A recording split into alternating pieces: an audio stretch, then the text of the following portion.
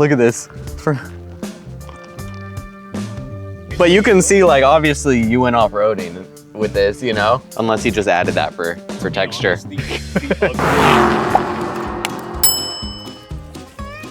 Hey, what's up, guys? Can you build an Overland rig for $2,000? Well, that's what I did, and here's what I got. A 2001 Nissan Xterra! You know, getting a 4x wasn't even a thought in my mind really at the time. Here we are with a car that I didn't even expect to have. I didn't even plan to have it. One day, found this Xterra on the marketplace. It said $1,500. It was literally just posted like within an hour or two. So literally hit up the guy, went out to La Habra where the car was for sale, checked it out, gave it a test drive, and $1,500, the end of story. I drove home with the car. All right, so starting with the rear end of the car, obviously have the Moab sticker. As you know, a real professional with no off-road experience, that just made sense to have a Moab sticker on the back of the car. Down here, we went to Harbor Freight, picked up this tow hitch and shackle, went real crazy with that. The red accent just makes the car go over so many more rocks. Then moving up here, a little Amazon special, 25 bucks. We got a backup camera, just ran that wire straight to a button, push it on. I can watch people rear end me while I drive. It's really cool. All right, this side, we didn't really do much here other than remove factory parts. It came with side rails. They were kind of bent up. I figured let's remove them, create some more side clearance there. Then another Amazon special here. I think we spent $30 on wind deflectors. I just like the look. I've had it in most of my cars and thought, hey, I like to crack the window, not get the rain inside. It seems practical enough and cheap enough for a budget build. Roof basket, didn't cost me a dime. Had it on my other car. It's actually been on 3 cars of mine since now. So it's kind of just hopped around and made its way. I removed the basket that was right here, the factory one, just so I can utilize the sunroof. Kind of unfortunate that you can't open the sunroof if you have the basket on, so. All right, obviously we got a little damage here. It looked a lot worse, and so did the whole front end, actually. The whole thing was smashed, the grille was duct taped together, the hood was pressed in. Decided to do some cosmetic fixes here. Bought a brand new hood for super cheap from eBay, $100 brand new. New grille, Amazon special, 80 bucks. All new headlights. That was another $120. And then kind of the bumper here, that's, as you can see, barely hanging on, but it does its job. Took a rattle can, spray painted that, freshened it up a bit, made it a little cleaner, covered up some rust the professional way. Right here, Velcro. Oh, and the adhesive just broke, so that goes hand in hand with the cheap car.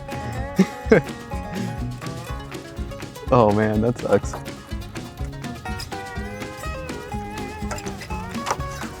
There we go, new invention.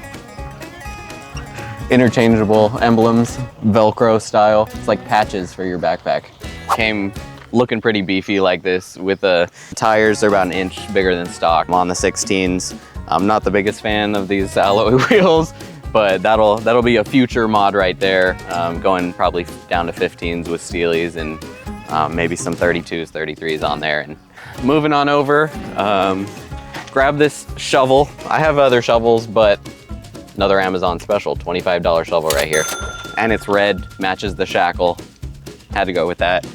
Kind of custom did these shovel mounts here. Zip ties, the strongest of connectors. That's the only way to do it. So as you can see on some of these close-ups, we got this real high-end finish. It's carbon fiber. We got that kind of throughout the dash right here. Gives it that real like Ferrari look that you're looking for in a 2001 Xterra. You know, it also came with this phone holder. One of the biggest selling points for me.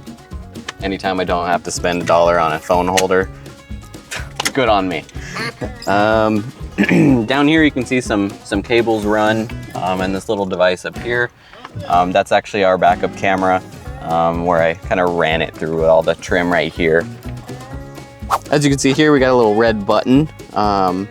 I chose red. It also matches the shovel and the shackle in the back. That goes right here to this bad boy. Got this backup camera installed. I like having an on and off switch on that. It's really cool having it hardwired. Eliminates all the interference with any wireless devices. And then another thing it didn't have were these OEM cup holders. So another huge expense. I think it was $8 on eBay. But crucial, now I can put my drink in there and it won't just fly into my shifter and spill all over the pristine car we got here. And it also came with this little, I don't even know, Boss head unit. It's got some broken switches. I don't even think the front speakers work in this car, but it's okay. I blast the country station like no other. And one of the most surprising things about this car is all power windows work. The AC blows cold, and I even added this little fan here just for camping purposes and extra wind.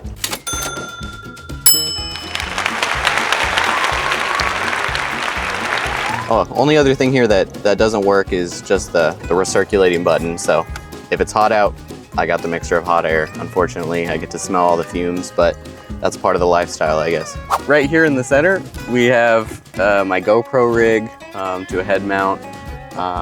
That's just cool for some onboard content right here. But other than that, got a little candle freshener in the rear cup holder. Got some plasti dip for those emergency repairs. And we got this awesome sunroof. Manually pops up and it's awesome. The car's super functional, $1,500. How could you go wrong? Transmission runs great, or transmission shifts great. Engine runs strong. Just got back from a 300-mile road trip. Didn't overheat, had no issues. What's up, guys? Here we are with 2001 Nissan Xterra. I'm just going over some of the blemishes on the car, as you can see here. Got some awesome spray paint covered rust right here.